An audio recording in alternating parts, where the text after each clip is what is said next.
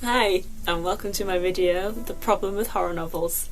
I'm a huge fan of horror and thrillers. My love for horror has only grown over the years, starting from a young age when I would play horror games with my sister and my mum on the PlayStation. And I've always been attracted to things that give me strong emotional reactions. I'm quite an emotionally driven person, so something like horror, which is notorious for the visceral reactions that it gives people, has always just fascinated me and interested me. I believe that horror has an amazing and underrated place in our society.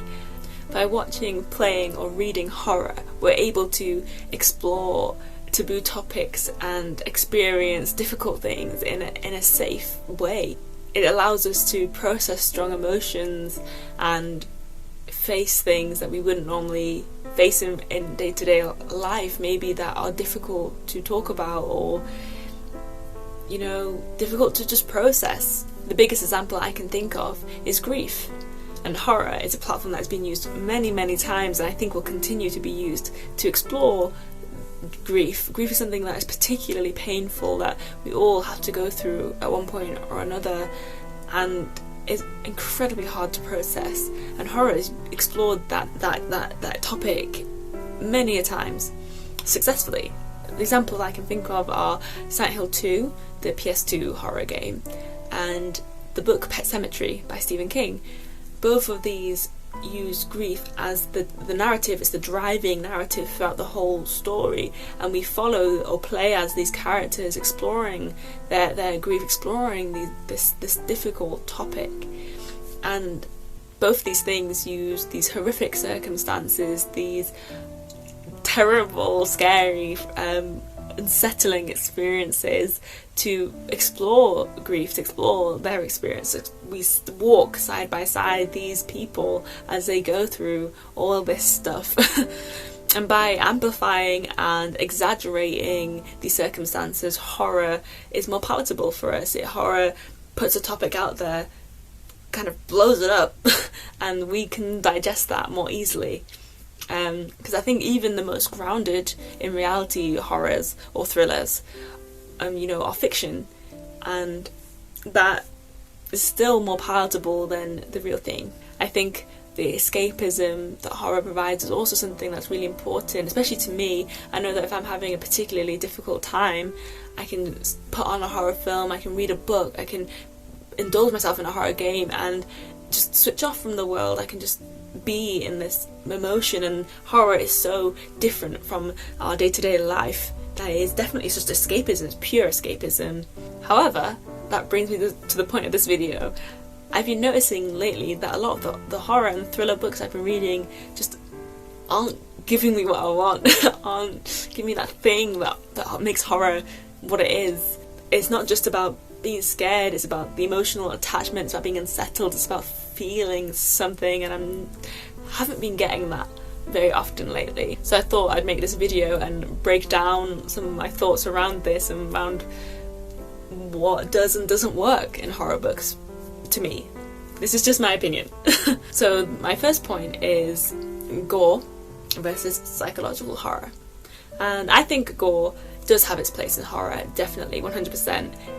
If it's driving the narrative, if it's pushing the story forward, gore is fine. Stuff's gonna happen, people are gonna get hurt, that's fine. But if gore is only used for a shock factor to make you go then it doesn't do anything for me. It just doesn't work for me. Case in point is Haunted by Chuck Palahniuk. If I'm saying that wrong, I do apologise. This book can only be described as gore porn. That's it. That's all it is. And I read it I read most of it because I'd heard such good things. I had heard that it was scary and gross and worth the read. So I started reading it, and it is gross. He fulfills that, but that's it. There's nothing else to it. And how this book is written is a series of short stories being told by various characters that are all in the same building, in the same environment. So between the stories there's like a consistent narrative, but that's it. There's no, the story is incoherent. And the first story is arguably the most gross that I read. And after that, I was just desensitized. I was just numb to all the gore and all the grossness that was happening, because that was all that there was. And I was just reading these stories and feeling nothing. I wasn't connected to the characters. I wasn't scared. I wasn't unsettled. I just didn't really care what was happening. I was just switched off. And to me, that's just not horror. It wasn't scary. It was horrific because of the stuff that was being described. That doesn't fulfill the need of the genre. Where's my heart-thumping, unsettled psyche? It wasn't there. So I ended up reading 50% of the book and then just giving up, because I thought, why am I doing this? That brings me to psychological horror. Psychological horror is my favourite form of horror. It is awesome. I love feeling unsettled. I love feeling like my psyche is being messed with. I love watching characters' psyches be messed with. I want to see unravelling. I want to feel like something's wrong. I want to feel chills down my spine. I think it's great. And an example of a book that does this really well is I'm Thinking of Ending Things by Iain Reid. I'm Thinking of Ending Things leaves you feeling like something is not right from the beginning. From the beginning, you're there, like, in the pit of your stomach, like, something's not right. Something's not right. And you feel unsettled. And this unsettled feeling just grows and grows and grows, and it's just there constantly. No matter what's happening, it's there. You know something's not right. Until the twist at the end. And I know some people don't like the ending, blah blah blah. I don't mind it. That's what I wanted. That's what I was looking for. Horror doesn't have to be in your face scary. It doesn't have to be disgusting gore and wounds. Although it can be, that's fine. But it can be subtle. It can be something that just niggles at you, that just leaves you thinking, I don't like what's happening here. Something's not right. And that's what I want more of, I guess. And that's what feels like it's been missing from the books I've read. I've read several thrillers and horrors recently, and I've just found myself not invested in. And I'm Thinking of Ending Things.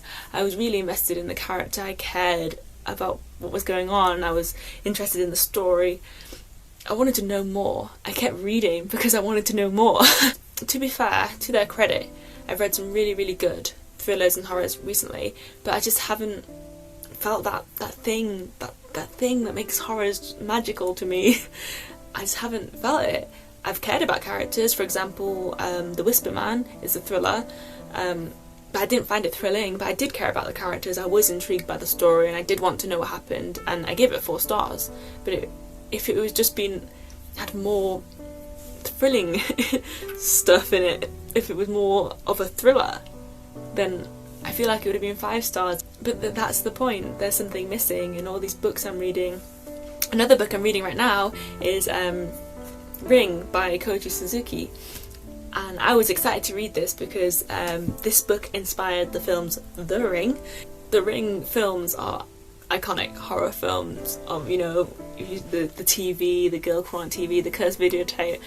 Everyone knows about The Ring. If you haven't seen it, the films are alright. But I was really, really excited to read this. I was excited to see the source material for these films that I think are kind of cringy but cool. But so far it hasn't got that spark. It hasn't got the thing that to me makes horror so good. And the story's good. I don't really like the main character, he's a bit of a dick. But the story's good, I'm intrigued, and it's written really well. I can picture what's happening, but it just hasn't got that spark. And that's what I'm missing. So if you have any recommendations for me, any horror books that you think will have that spark, if you anything to help me, please do share. I'm more than willing to listen, to find out what you think. This is just my opinion, but yeah, I just wanted to get it out there because it's been burning me up inside. But thank you for watching. Happy reading, and I'll see you around.